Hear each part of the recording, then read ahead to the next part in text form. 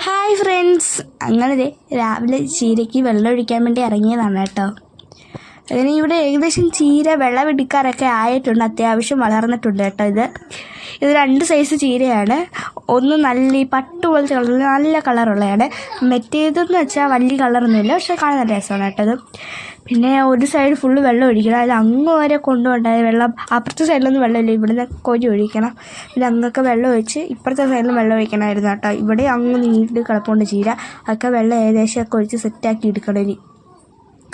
എന്നിട്ട് ഇനി പയറിനാണ് വെള്ളം ഒഴിക്കേണ്ടത്. പയറിൻ്റെ അടുത്ത് ഈ സൈഡിലായിട്ടാണ് കേട്ടോ തോട്, അപ്പോൾ തോട്ടിൽ നിന്ന് വെള്ളം എടുത്തപ്പോഴും ഒഴിക്കുന്നത്.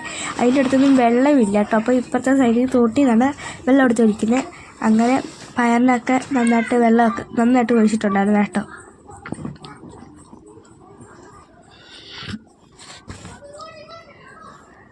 പിന്നെ എല്ലായിടത്തും വെള്ളം ഒഴിച്ച് കൊടുത്തിട്ടുണ്ടായിരുന്നു, എല്ലാ സൈഡിലും എല്ലാത്തിനും പയറിനകത്ത് വെള്ളം ഒഴിച്ചിട്ടുണ്ടായിരുന്നു. വളർന്നതിനകത്ത് ഏറ്റവും കൂടുതൽ വളർന്നത് 2 എണ്ണയുള്ളായിരുന്നു കേട്ടോ. അത്യാവശ്യം പയർ വളർന്നത് 2 എണ്ണയുള്ളായിരുന്നു, ഇത് 2 എണ്ണയുള്ളായിരുന്നു കേട്ടോ അത്യാവശ്യം വളർന്നത്.